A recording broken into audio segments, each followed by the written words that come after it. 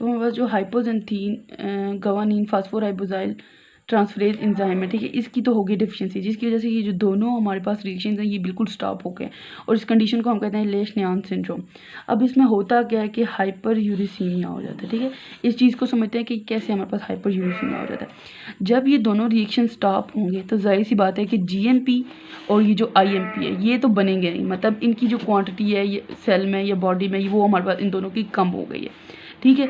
अब और इसका जो सबस्ट्रेट है, जब हमने ये बात हमें पता है ना कि कोई भी एंजाइम अगर हमारे पास किसी भी एंजाइम की डेफिशिएंसी होती है तो उसके रिजल्ट में उसके प्रोडक्ट बनते नहीं हैं और उसके सबस्ट्रेट की एक्युमुलेशन स्टार्ट हो जाती है।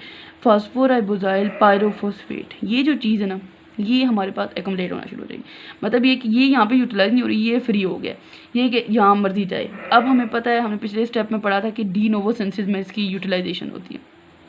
अब जब यहाँ से ये फ्री हो गया, ठीक है, इस स्टेप में इसकी ज़रूरत ही नहीं रही, तो ये क्या करेगा कि ये हमारे पास जाएगा डी नोवो सिंथेसिस में, और उसमें हमने एक रिएक्शन पढ़ा था जिसमें पीआरपीपी की वजह से हमारे पास उस रिएक्शन की एक्टिवेशन हो रही होती है। दोबारा उसको देख लेते हैं।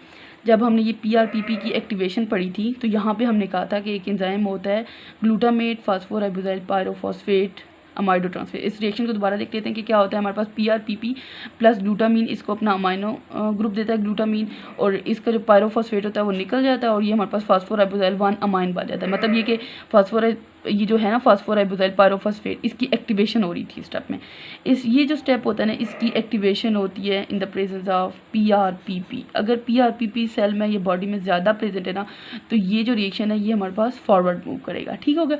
अब यहाँ से जब इस स्टेप में इसकी इनहिबिशन हो गई और पीआरपीपी हमें मिल रहा है तो वो पीआरपीपी क्या करेगा कि डी नोवो सिंथेसिस को ज़्यादा सा कर देगा, मतलब तेज़ कर देगा, जिसकी वजह से क्या होगा कि हमारे पास जो प्यूरिन सिंथेसिस है वो ज़्यादा होना शुरू हो जाएगी, ठीक है, ज़्यादा होना शुरू हो जाएगी। जब वो बहुत ज़्यादा हो जाएगी, जितनी ज़्यादा सिंथेसिस होगी उतनी ज़्यादा डिग्रेडेशन होगी बॉडी में, तो उसकी रिक्वायर्ड ही नहीं है इतनी, ठीक है। अब जब उसकी डिग्रेडेशन होगी ना तो उसके रिज़ल्ट में क्या होगा कि हमारे पास यूरिक एसिड की क्वांटिटी ज़्यादा हो जाएगी, ठीक है। इस कंडीशन को हम क्या कहते हैं, हाइपर यूरिसीमिया।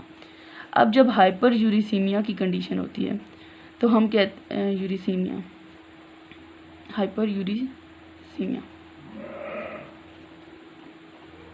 हाइपर यूरिसीमिया, ठीक है। हाइपर यूरिसीमिया की कंडीशन में जो यूरिक एसिड के क्रिस्टल्स होते हैं वो बॉडी के डिफरेंट पार्ट में एक्युमुलेट होना शुरू हो जाते हैं।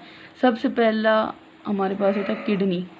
किडनी में जब यूरिक एसिड एक्युमुलेट होता है तो इसको हम कहते हैं यूरोलिथेसिस, ठीक है, यूरोलिथेसिस हो गया।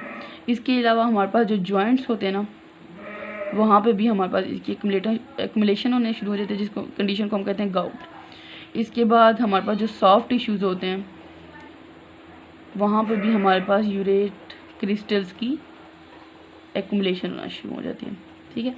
इसके बाद क्या होता है कि ये जो हमारे पास जो पर्सन होता है जिनको लेश-नियान सिंड्रोम हो जाता है तो इनमें हमारे पास सेल्फ मेटिलेशन होती है। सेल्फ मेटिलेशन का मतलब होता है कि जो पर्सन होता है ना वो अपनी लिप्स और अपनी फिंगर्स की बाइटिंग स्टार्ट कर देता है, ठीक है, सेल्फ मेटिलेशन।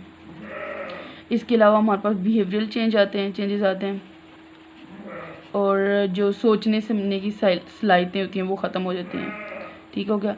मतलब मेंटल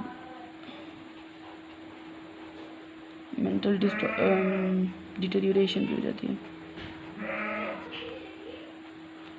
वो जो कॉग्निटिव फंक्शंस हैं ब्रेन के वो भी डिस्टर्ब हो जाएंगे, ठीक है।